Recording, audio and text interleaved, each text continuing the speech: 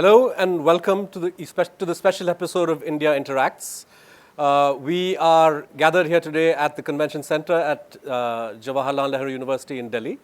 And we have a very special topic for discussion today, which is on the foreign policy of Pandit Jawaharlal Nehru. It's what it stood for, its continuing relevance for India today. We have a very special panel with us this evening. To my left is Shankar Aiyar, Member of Parliament, Mr. Sitaram Yechury, also Member of Parliament, Professor Mridula Mukherjee, who is a historian and professor at JNU, and Ambassador Vivek Katju, who is a former secretary at the Ministry of External Affairs. Mani, let me start with you. We celebrate Nehru or remember Nehru for a variety of reasons: builder of modern India, somebody who made India a force in world politics, somebody who created a platform, whether in science, technology, education, health, that has allowed India to realize a lot of its potential today. But I get the sense, as somebody who interacts with a lot of people who debate foreign policy issues, that somewhere down the line, there is a growing tendency for analysts to not quite be dismissive of Nehru, but to question the relevance of his thought and his approach to foreign policy for India today. They say that there's a tendency to dismiss him as an idealist, somebody who had a purely moral vision of the world, who didn't have a sense of India's interest, which, at least to my mind, seems a wrong reading. But what's your sense, of the continuing relevance of Nehru as far as the foreign policy of India is concerned? I think Nehru's foreign policy arose out of the nature of our freedom movement, which was essentially an asymmetric movement. We were faced with the world's, in history up to that time, the most powerful empire that the world had ever seen. It had military might, it had economic strength, and it had political domination over so much of the world that they used to boast that the sun never set on the British Empire. And Gandhi came and said, I don't share any of your goals and I share none of your means. I am going to pit a completely alternative way of running a government to the one that you're running, and let's see whether you win or I do. And if he had done it symmetrically, we wouldn't have got independence, de di hame azad bina khadak bina dal. We got it only because it was asymmetric. And so when Jawaharlal Nehru became the vice president in charge of external affairs in the Viceroy's executive council in 1946, he began articulating a policy which said that we shall continue this asymmetry.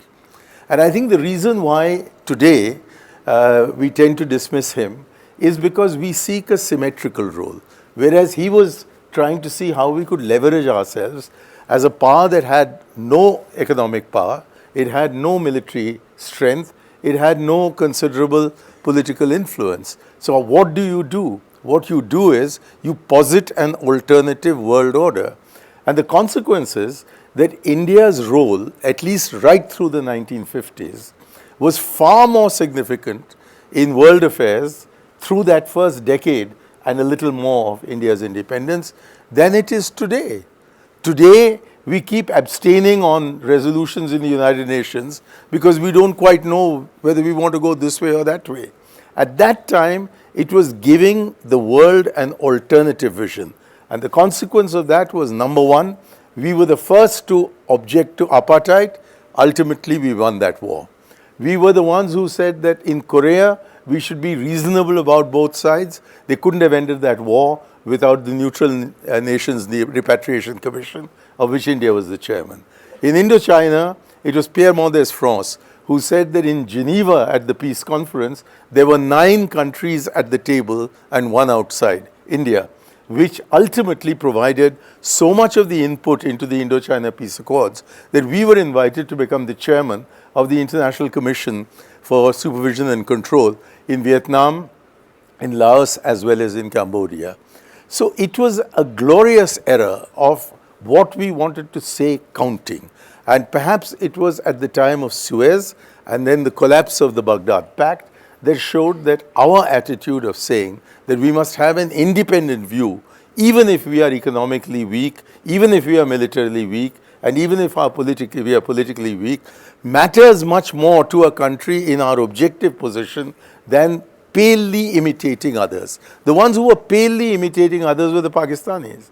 And if today they feel that they've wasted 65 years being the frontline state in somebody else's interest, whereas India is a more self-confident country, is because we've spent these 65 years being a frontline state in our own interest. And therefore, I think the contribution of Jawaharlal Nehru was seminal, and it is only to our cost as a nation, as a people, and at the expense of our heritage and our legacy that we can forget him or distort him.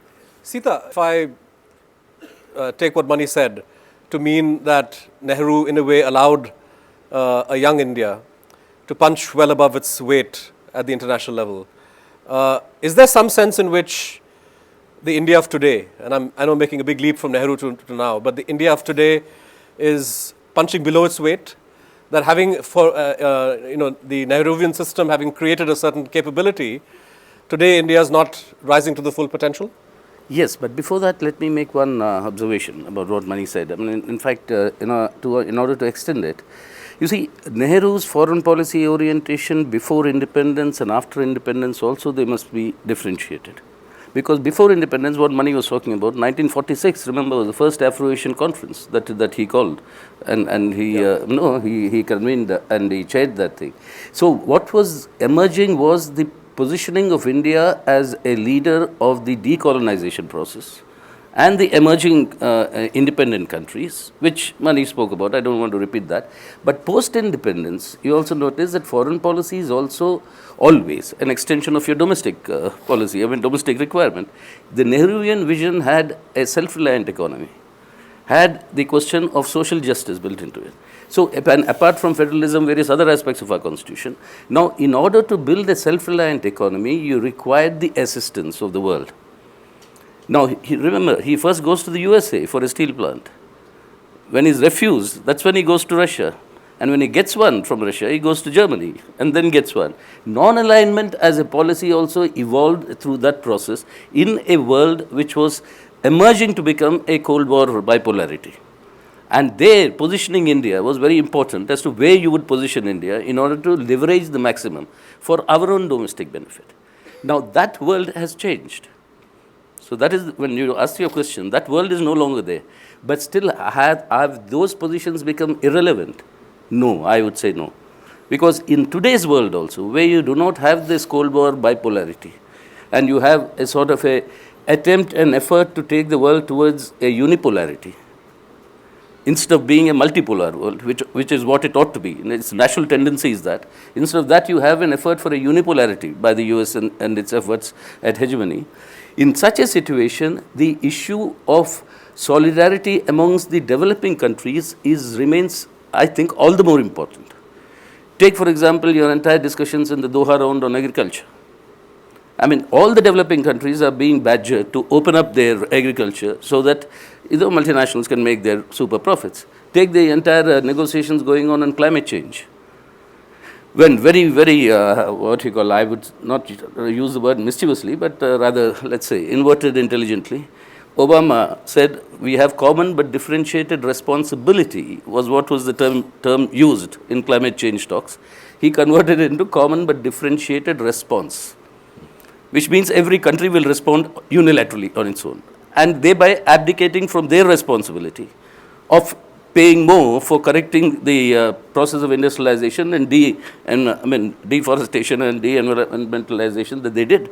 So in all these issues, the importance of a developing world solidarity is an important element. You see only traces of it in, let's say, the BRICS or the BASIC that is coming. But I think it was a departure from this essential point, which allowed India's leveraging in international affairs to diminish. And increasingly, we were seen as actually taking positions on foreign policy matters that dovetail into the US strategic interests. On Syria, you're voting what you did. On Iraq earlier, and then later on Iran. Your Iran pipeline, I mean, how that is being. So on all these matters, you'll find that increasingly we are seen more as an endorsement of a global security worldview of the USA, rather than as an independent country, which is what we ought to be. And I think these corrections, some are slightly, appear to be coming back, but I don't know how. In fact, if you remember UPA 1, one of the major departures why we had to withdraw our support was on this entire issue. Indo-US nuclear deal was only according to us, and we believe, and that is correct. I mean, it was only the pretext through which immense pressure on our foreign policy positions were being put. And only one last aside, when Mani was talking about the British Empire, that the sun never sets, there was an Indian patriot, a big leader at one time, who very famously remarked that yes, of course, the sun never sets on the British Empire those days, because even God doesn't trust the Brits in the dark. And that is why that apart. But I think these nuances in the foreign policy is something, some corrective is required now. Right, but we have to take a break right now. So keep watching Rajya Sabha TV. We'll be back in a couple of minutes.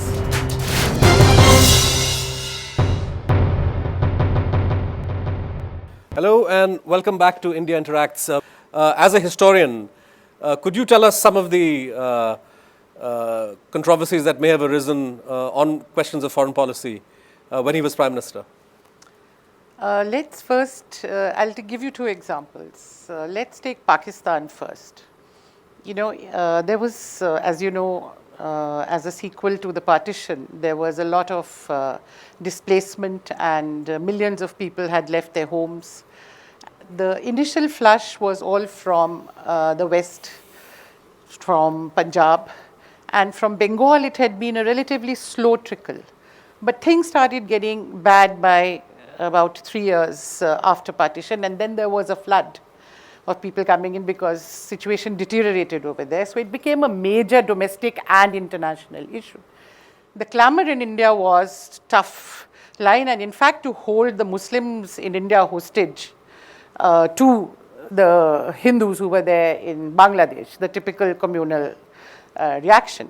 And Nehru's thing was, no, we need to talk more and we need to conciliate more and we need to find a solution.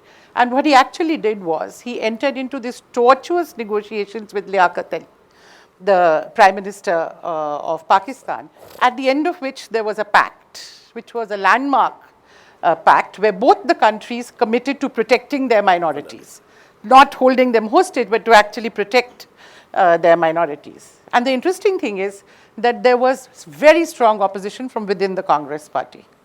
And I'm really surprised Modi hasn't discovered this till now. He's so busy mixing up Shyama Prasad Mukherjee and Shyamji Krishna Verma, he hasn't had the time to get to this one.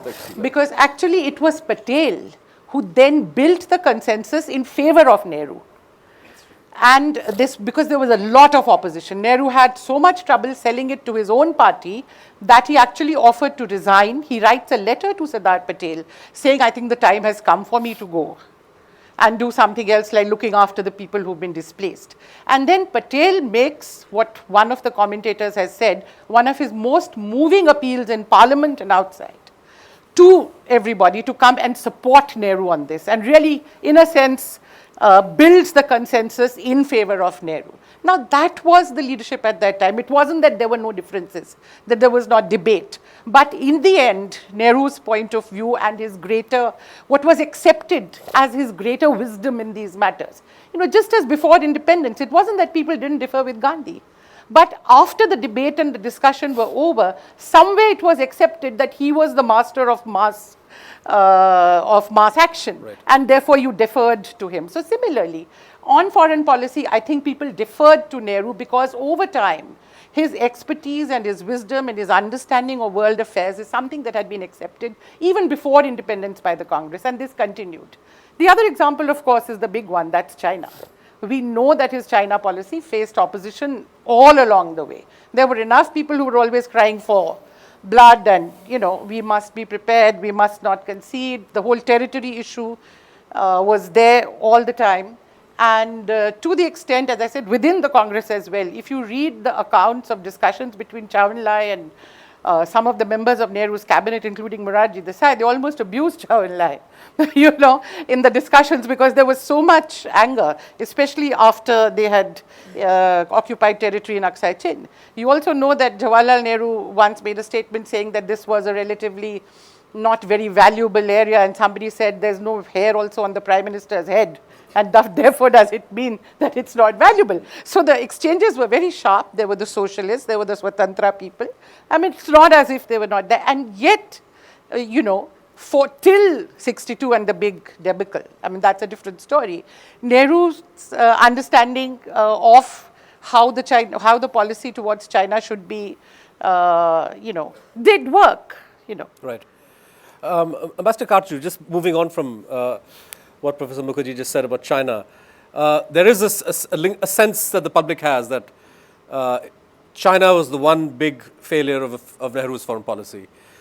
I don't want to go too much into the specifics of what happened then, but as an analyst, as a diplomat, to what extent do you feel that the legacy of Nehru's approach towards China continues to cast a somewhat unhelpful shadow over India's relations with China today, since we are talking about the legacy of Nehru? No, I think let's go to basics first. And you made a very telling analogy when you said about punching above or below one's weight.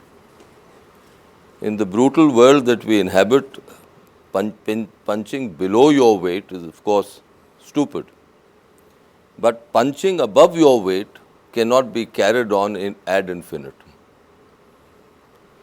We succeeded, and because of Nehru's personality and his contributions to the making of independent India are immense for the reasons that you mentioned, and his contributions specifically to our foreign policy are also immense. There's no doubt about it. I think his tradition for independent action, which, as Mr. Aiyar correctly said, derives from the very essence of our national movement, is there and should never be given up by us. But then it's this problem that India decided to pursue a course of punching above its weight.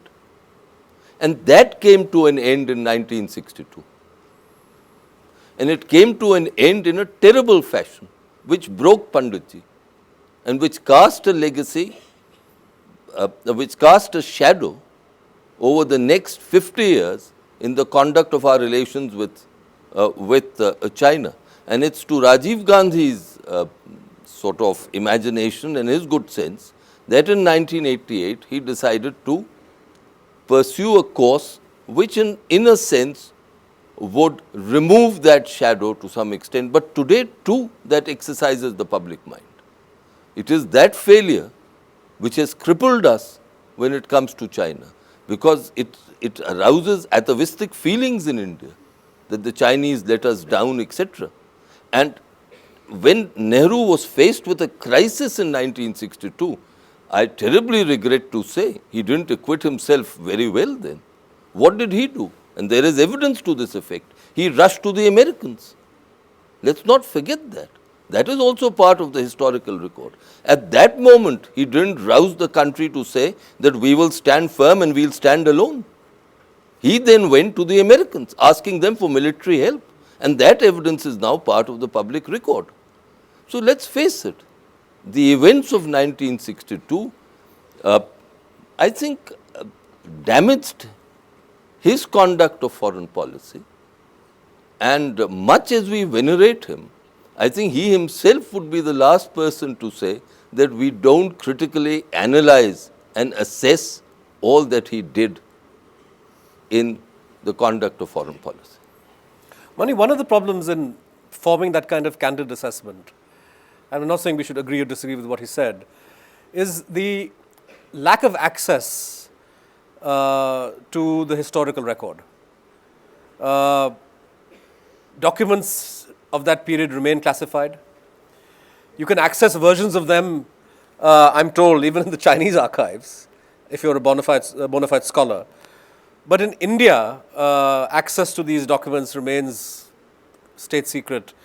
I know this takes us slightly away from Nehru's own legacy, but don't you think it's time for us to be more open in our approach towards the historical record and to not be so protective about secrets that may be contained in some of these historical files? I entirely agree with you. Because one of the worst things of not giving access is that all the arguments that could have been made by Jawaharlal Nehru Right. against the point of view that Vivek presented just now, incidentally, his point of view I would entirely agree with. But there were arguments within as to what we should do, how we should do it. We don't know what they were.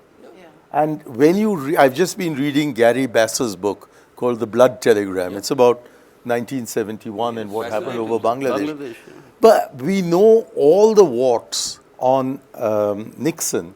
We also know some of the sensible things that Huxley was saying. But we know nothing of what Indira Gandhi said, what Indira Gandhi thought, how she responded, and so on and so forth, which would only enhance her image. It wouldn't diminish it. And in any case, if we believe in Satyameva Jayate, then the truth of what happened between 1959 and 1962 will come to the fore. Yeah. And to my mind, that's why I was very careful in saying the decade of the 50s. Yeah. Because I think it was from 1959 when Nehru allowed himself to be boxed into a position where he wouldn't negotiate with the Chinese, but was asserting our claims, that we created an atmosphere in which all that he had achieved from 1949 right the way through to 1959 went into jeopardy. And Vivek is completely right in saying that after 1988, when his grandson visited Beijing, we've still got none of those problems sorted out. But at least we know that by talking to the other side, we are maintaining, in a sense, peace and tranquility on the border, which is very, very important. So yes, I agree with you completely that it is best that the record be brought out into the open and enable scholars and others to look into it. I think the reason why they don't is that while scholars will look into it in a sensible, objective way, people of your breed, I'm afraid, the journalists, will rush to pick up whatever nuggets of sensationalism there may be in those documents to splash it all over the newspapers. And I fear that if it's a battle between journalism and scholarship, we should be battling on the side of scholarship and shrug off whatever the journalists will do to distort. You wanted to make a point? That's exactly the point I wanted to say, that we shouldn't be inhibited by what the journalists will do. In fact, I'm going to make a point. Ahead. Yeah, please. You see, I mean, one is this aspect of being cagey and secretive about what all happened and not. I mean, I entirely agree. You know, and a lot of things can be settled, because even today there is no really an authenticated opinion on, let's say, Neville Maxwell's book saying India's China war. No. How do you say which is right, which is wrong, unless you have access to the documents? And the way in which post-independent archives has been maintained is appalling. I mean, it's appalling. I mean, I'm sorry to use it, because, you know, but you see, I mean, you can actually access pre-independence documents, but post-independence, none of these files, even after the mandatory 30 years or 35 years, none of them are classified and structurally made available to the public. This is something which is appalling. Let me say on behalf of historians that I'm really happy you're battling for us. I mean, because in the right forum. We've been waging a lonely battle. No, I'm one second. Apropos what you said, Sita, if you read this Bass's book, apparently Zhou Enlai referred to Neville Maxwell's book to Kissinger.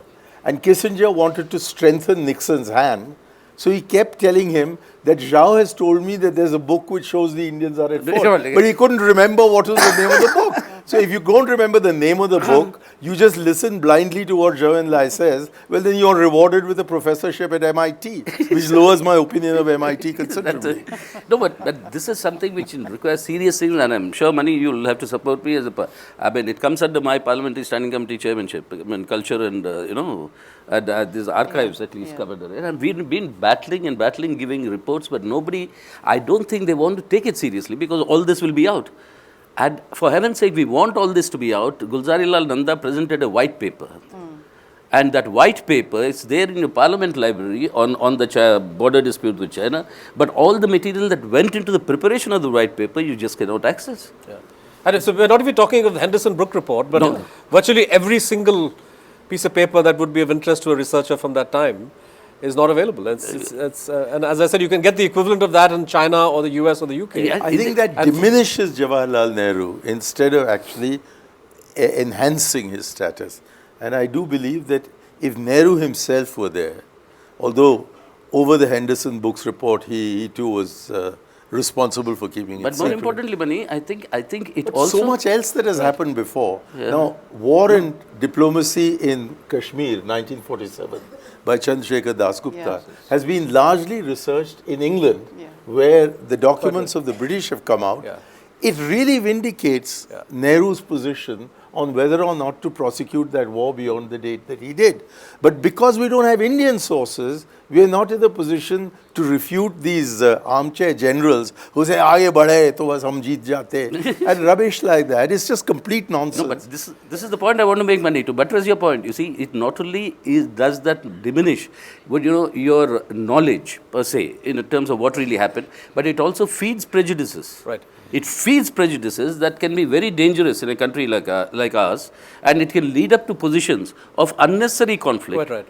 Which what Mani is talking about. Exactly. Aage badhte to hum jeet In the jate. absence of proper, authentic historical record, In fact, any kind of position then can be taken or sustained. I just want you to Please, say, quickly, to because we have just to take a break buttress now. this Yeah. point, that what records we now have from the Chinese archives and from other archives in different parts of the world really strengthen what Sudhir Ghosh had said very long ago when he went as Nehru's emissary after the Indochina War. That in many East European capitals, what he was told was that China's attack on India had nothing to do with India. It was really a Soviet-Chinese rivalry, and they wanted to show to the Soviets that when it came to the crunch, India would go into the American camp. Right. Chinese records also show that the internal struggles within the Communist Party, between the left and the right, and Mao's position was very shaky because of the great losses that we now know they suffered in the Great Leap Forward. Some estimates say 20 million people probably died. So his position was very weak, and the leadership needed something to show. So there are all kinds of other issues which should be brought into the debate. Now, we don't know how our leadership was reading this. We don't know what reactions were here. Did they understand it, to what extent? And so there's a lot there that I think we need should come out. I need to take a break at this point, and when we come back, we will take questions from the audience to our panel. Keep watching Rajya Sabha TV.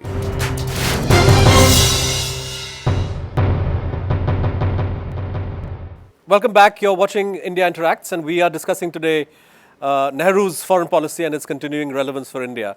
We are now at a situation where we are going to invite questions from the audience, and I would request you to direct it to a specific panelist if you can, and to keep your question short. We have a wonderful audience of professors, teachers, students, people who follow issues of foreign policy, and we will start with you in the green sweater. It's me, Fayyaz Sultan. I'm from Department of English, Islamic University of Science and Technology. So I have got actually two questions. The first question is, I'll start with George Orwell's novel 1984, in which he opines that to trust historical documents is very difficult, because in that very particular novel he shows that history, how it becomes, it's not history, but it is his story. How can we trust these classified documents? Say, for example, we are in a way we're able to dig out these documents. This is first question. The second question is, we have talked about here a lot about Pandit Nehru, that he failed in terms of his foreign policy vis-a-vis regarding his policies towards China, his orientation. But there is one more thing that occurred before this, and that is the issue of Kashmir. If I'm not wrong, that Pandit Nehru, he just delivered a very famous speech in Srinagar in which he just promised a lot. And my question is regarding that why hasn't Pandit Nehru in his own era, when he was almost having everything, he could have just done that impossible thing. And now presently it has just erupted like a gangrene. If I understand the questions correctly, the first question is about the authenticity and usefulness of historical records. And the second, Nehru, during his lifetime had, and I'll maybe put that question to you, Professor Mukherjee. And the second question, which is on Nehru's inability to follow through with his own conception of how J&K should have been solved, Although, as you heard earlier, it's not as if he had unquestioned authority. Nehru was always being questioned within his party and from outside. But I'll start with, maybe you can handle the first question, Professor Mukherjee, and then I'll throw the second to Mani. Okay. I think it's not a new question. Can we rely on historical documents? Can we rely on newspapers? Can we rely on oral testimony? We can't rely unquestioningly on anything. Historical documents have to be examined, they have to be cross-examined, they have to be matched with other sources, they have to be matched with private papers, they have to be matched with correspondence, you interview people. So historical documents are one part of the historical record. Nobody says that you go to a historical document and you swallow it and then you bring it out onto a page of history. That's now not what documents are about. But certainly, documents of that time are an invaluable source. Without them, we cannot go forward. We don't stop there, but without them, we can't go forward. Right. Mani, the Kashmir question? The easiest thing for him to have done would have been to lean on the Maharaja of Jammu and Kashmir and say, look, your personal interests lie with India, not with Pakistan, so just sign up. Nehru, in fact, feelers were sent to him. And Nehru insisted that he was not going to accept the accession unilaterally of the Maharaja of Jammu and Kashmir unless it had the endorsement of Sheikh Abdullah, who was the unquestioned leader. And it was not until Sheikh Abdullah was released, about 1 month and 1 week after we'd become independent, I think it was the 24th of September, that the question of Kashmir acceding to India came really bubbling to the surface. And because it came bubbling to the surface, and the answer was that the greatest leader of Jammu and Kashmir, of the people of Jammu and Kashmir, wanted to accede to India, that Jinnah thought he could preempt him by sending in those irregulars, who were then eventually defeated. And subsequent to that, we discovered that although we went with an open and shut case of aggression to the United Nations, with our delegation being led, or at any rate including in the delegation, Sheikh Abdullah himself, the great powers of this world were not interested in solving the issue in a judicial manner or in a fair and just manner. They were interested in playing politics on it. Now, subsequently, there has been a great deal of mishandling of the Kashmir issue. But if today there are problems of emotionally integrating the people of Kashmir with India, I don't think that can be traced back to Jawaharlal Nehru's desire that Sheikh Abdullah should be the one who take a call on this and not just the Maharaja of Jammu Kashmir. The Pakistanis feel totally betrayed because a Muslim, a fellow Muslim, was the one who said we don't want to have the people of Jammu and Kashmir join Pakistan. Now today there are people in Jammu and Kashmir who want to do that or who want to look for independence, but you cannot be deciding the status of a country, the integrity of a country, on the basis of votes taken every 6 months. So we do have a problem in Jammu Kashmir. I don't think it has to do with Nehru. I think it has to do much more with the present, and I have got lots of things to say on that, but this is not the opportunity to say it. Right. Can we have, yes sir, in the blue shirt. Question to Sitaram Yechury. I've been researching on the 50s international relations and other things, and I found evidence from many quarters that Nehru was the unquestioned leader so far as the third world concerned, where he was actually fighting the very rabidly anti-communist line of the British, headed by MI5, the entire lobby, and it was egging on the US to also adopt that kind of line. So particularly in the Colombo conference and other places where the entire force was built on to make it anti, and it was Nehru who actually prevented that kind of anti-communism to percolate down to foreign policy or internal policy in many places. So the question is that while Nehru was safeguarding Indian democracy for communists to operate, unlike Indonesia and other places which happened later on, within the country, communists were actually taking a very anti-Nehru position. So how do you reconcile at this stage today, where we actually need a Nehru rather than Manmohan Singh to safeguard the communist movement? Well, you see, at that point of time, there were two attributes of Nehru you must understand. I think all of us need to understand. Number one, leaders like EMS Namboodiripad have gone on record to state that the introduction of concept of socialism in India came to them from Nehru and Subhash Chandra Bose. I mean, they are the ones who brought this entire concept to them. I mean, later, General Secretary of the Communist Party, etc. Nambudripad.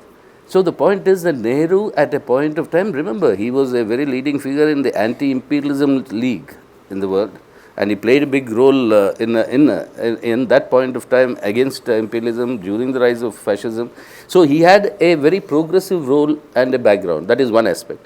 Second, in the run-up to India's independence, he was I think, a very convinced Democrat who said all opinions under democracy should, be allowed to flourish. We will fight it politically, but you cannot suppress them. The problem about the communists at that point of time came when that entire Telangana armed struggle was taking place in Telangana at the time of independence, and at the time when the Nizam of Hyderabad was also vacillating, toying with the idea of joining Pakistan. And when at that point we communists, he recognized that as well, Nehru. He said communists were working for the integration of the state of Hyderabad with the Union of India. But the communist armed struggle going on there, on the issue of land, for 4 years the communists held on to the entire administration, local administration. That was something seen as a ploy which was being used by the Nizam as an excuse not to join India. So when the police action, so-called police action takes place and the army gets into it, there was a lot of, naturally, there would have been, in retrospect we can say, there was a lot of action against the communists, when there were lots of killing of communists that took place, etc. So that was a period when there was a little bit of hostility between Nehru and the communists. The argument then being, why are you killing us? You, on the one hand, you are saying that we are working for the integration of princely Hyderabad into India, but why is the Indian army killing us? That argument is that the same, your struggle is being used by the Nizam to justify not coming into India, but to go with Pakistan. So we had to resolve this. So that was specificity of that time. But subsequently also, you see, we had differences with Nehru on some of the matters because we think your policies are right, what you're saying is something we do not oppose, a self-reliant India, democracy through collectivization through democracy, the Awadi Congress resolutions. I mean, all that is fine, but in practice, what you are saying, the way it's being implemented, may well lead to the opposite. And today's Manmohan Singh, like you said in your question, is that opposite it has led to. So that was a criticism that we always had. That was our assessment, that in practice it would lead to the opposite. So that was the complexity of that particular period of the time of independence, etc. Otherwise, remember, Nehru is on record saying that if I have to choose between communism and communalism, I would fight communalism first. And then, I mean, our differences with communism will settle, but the communalism will fight. And remember, the dismissal of EMS Nambudripad government in 1959, when he dismissed it, he wasn't for it. It's now on record proving. It was Mrs. Gandhi as the president My first visit to Parliament, I was 18 years old, was to see that debate. And I sat in the visitors' gallery and saw Comrade Dange rise to his feet and condemn Jawaharlal Nehru through an hour-long speech. And Jawaharlal Nehru sat without disturbance.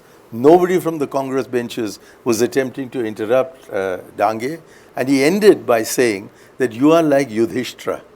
The wheels of your chariot rose above the ground. But now that you've told a white lie to dismiss the Nambudripad government, your chariot has fallen to the ground and you are like Yudhishthira after he said, Ashwathama ataha kunjaraha. That was the atmosphere in which we grew up. And it's such a shame. You came to Parliament today, you wouldn't find Sitaram or me given even 2 minutes to say anything because they're screaming and shouting and walking out. It's such a pity. Right. Another question from the floor? My question is to Manishankar Aiyar. So what went wrong with the foreign policy that today we are facing enemies through all our borders? I'm not sure that the answer lies in dealing with the principles of foreign policy. Because we were so far talking about Nehru's foreign policy in its principles and not in its application to particular countries.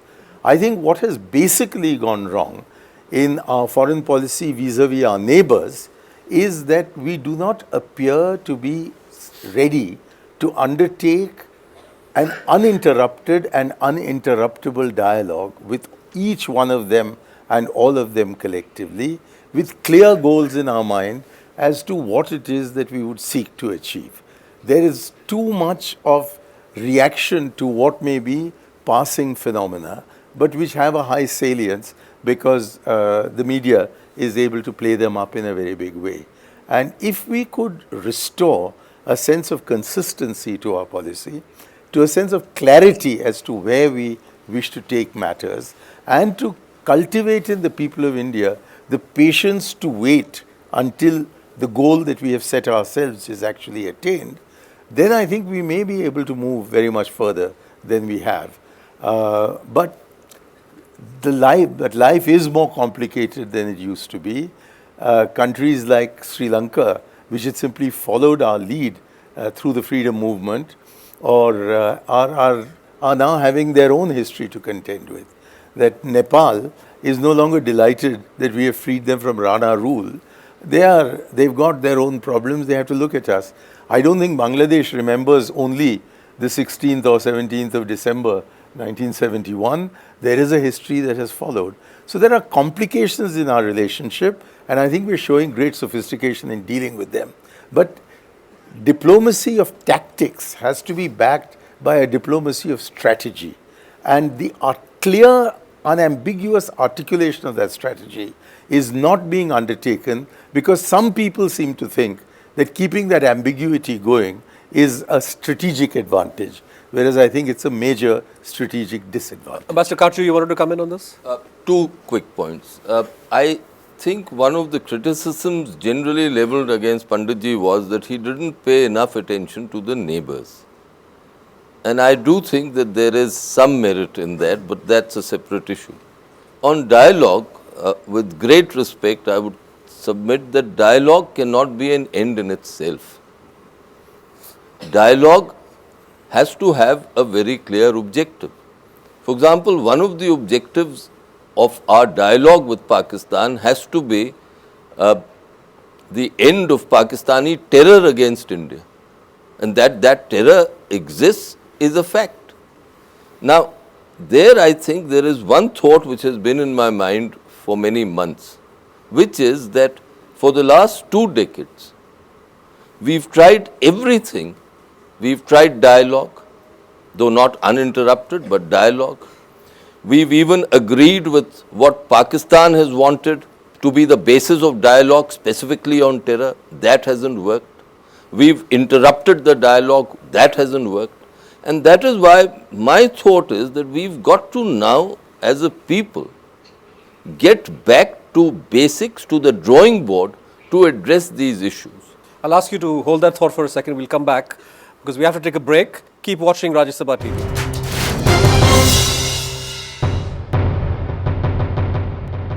Hello and welcome back to India Interacts, where we have been discussing for the last 45 minutes Nehru's foreign policy and its continuing relevance to India. And continuing now with the audience segment, I'd like to now ask a lady in yellow in the front. Please put your question to us here. My question is, how serious is government on stapled visa issues of Arunachal Pradesh? And what measures is being taken by the government regarding this issue? Because this issue has not occurred just once or twice, but many times. Should I put that to you, Ambassador Katju? I think we are very serious. It's linked, the Chinese actions are linked to establishing their claim, and they want to renew the claim from time to time. Now, it's also linked to the entire approach of government to China and specifically to the border issue. I do believe that there will be an ebb and flow on this issue. But basically, the government's view is fine on this.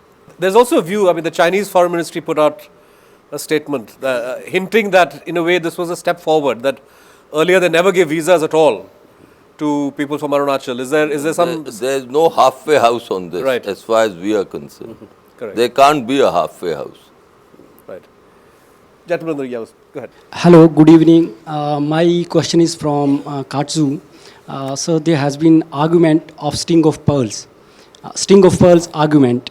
So even if we do not buy that argument because it has originated from the United States, but still I would like to know a diplomat's opinion whether are there some security implications for India of the so-called the positioning of China around India as well as in Indian Ocean region.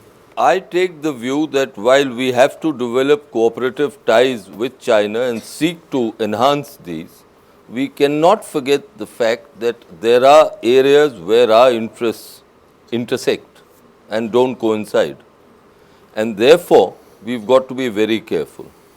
The Chinese presence, for instance, in Gwadar cannot give us great comfort. Of course, we'll have to see how the entire project develops. But the fact remains that the Chinese over the past 2 decades or so have been acting both to the east of India and to the west of India in a manner which perhaps does not deliberately but does seek to exclude India. Now, you take Afghanistan, for instance. In Afghanistan, the Chinese attempt at developing economic ties with the country is, of course, natural. And the Afghans too welcome it. But the whole aim seems to be to develop extractive industries as far as minerals are concerned in a manner that it would feed the industrialization of Xinjiang and the western regions of China. So, it's not only a string of pearls in the oceans, but it's also on land. And we've got to be very conscious of this. And we have to as a country, and this should cut across party lines, and because it's a challenge which the nation has to face. And on this, I think the Nehruvian consensus needs to be developed again, and that is for all political parties to focus attention on. And this is an area which is of prime importance. Lady in red here. So my question is that there should be transparency in politics. It is very necessary. If you want common people to connect with any policy, then policy should be clear. I don't think that the history is more clear to us. The history is not that clear, that much clear to us. So it create a barrier to common people to understand what Chacha Nehru or any other political leader in history want to say clearly.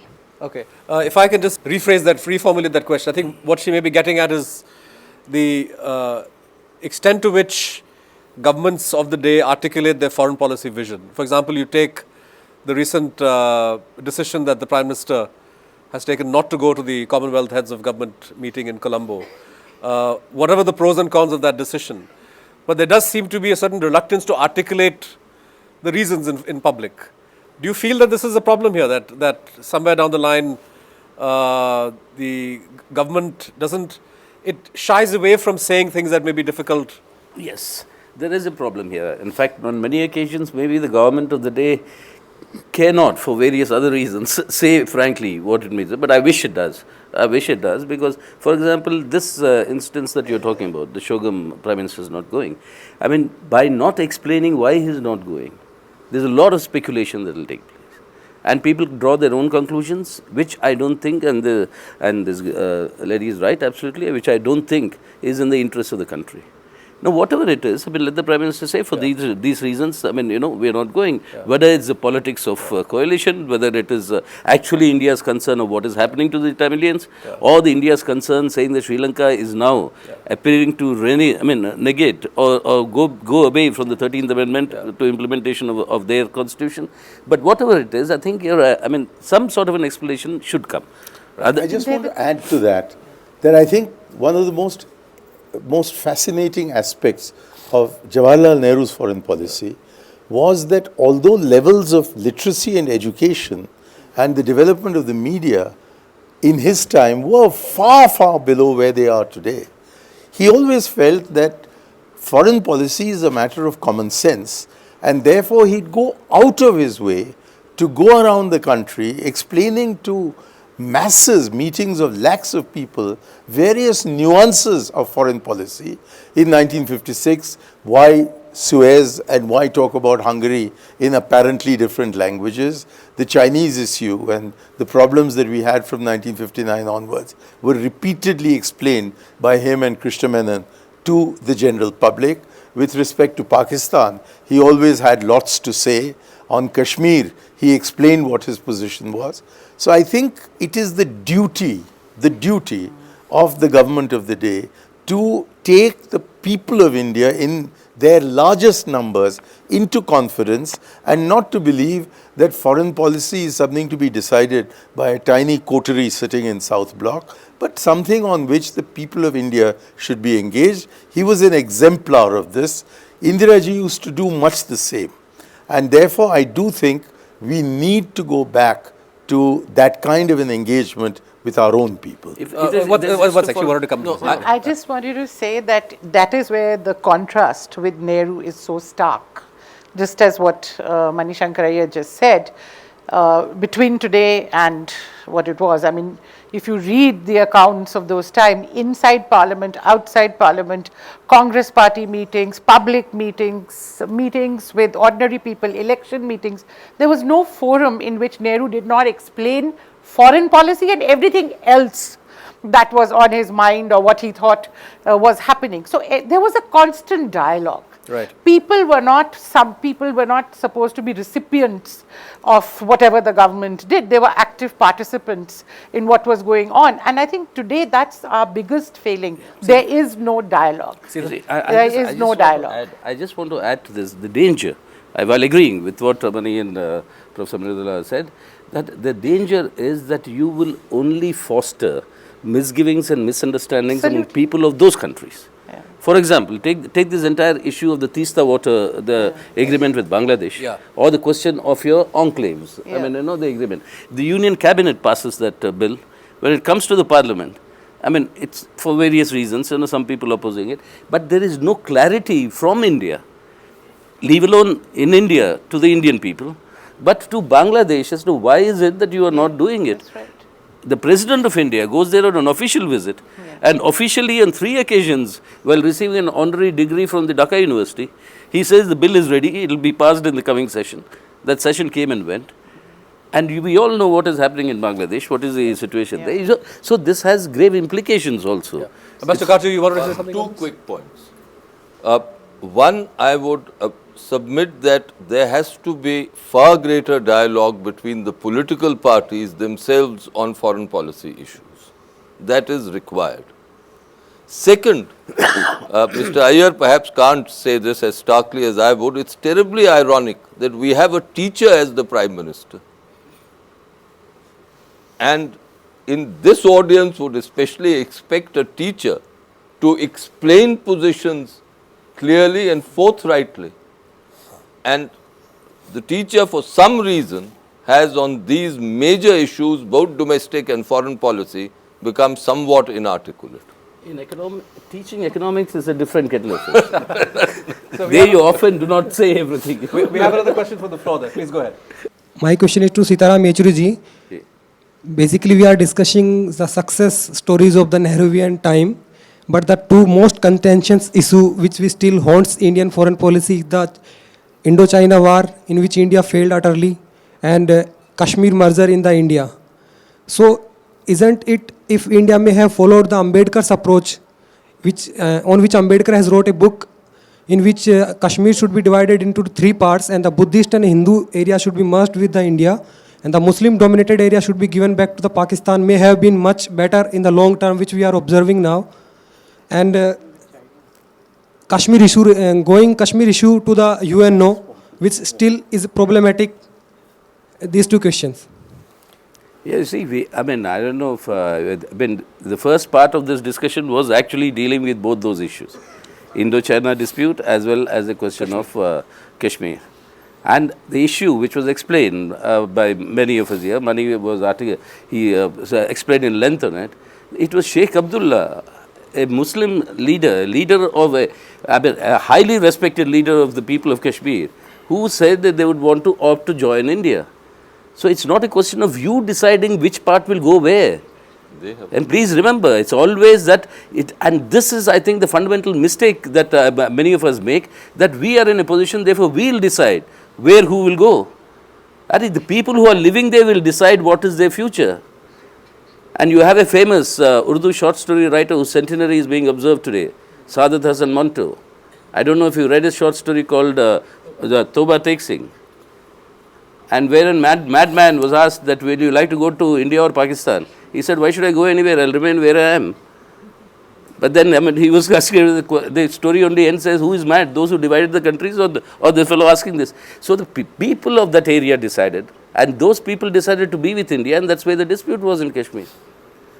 So therefore, take into account the people's opinion. That is the most important thing, and any policy has to draw the people's desire as its basis, not some theoretical division of a certain area according to convenience. But it should be the people of today, let's say Nizam. The Marathi speaking people said they like to be with Maharashtra. The Telugu speaking people said they like to be in Andhra Pradesh. And the Kannada speaking people said they like to be with Karnataka. Linguistic opinion of the people of that area. So these are matters where people's opinion is very important. I think we began our discussion today with Mani making the point, connecting the principles of Nehru's foreign policy to the nature of India's freedom struggle and the social vision that moved the founding fathers of the Republic. And I think the point in which Sitaram has brought us, which is to keep the discussion on foreign policy, keep the discussion on the orientation of a government rooted in what the people of that country want. I think this fully encapsulates the range of issues that we have covered during our discussion. It's clear that in any discussion on foreign policy, conditions change, new challenges emerge, but the underlying principles that govern the practice of foreign policy clearly is something that a country has to hold close to itself. I would like to thank our panel for taking part in this special discussion today, and to our audience here at JNU for a very spirited set of questions, which I think you will all agree our panelists handled very well. Thank you all. Thank you for watching.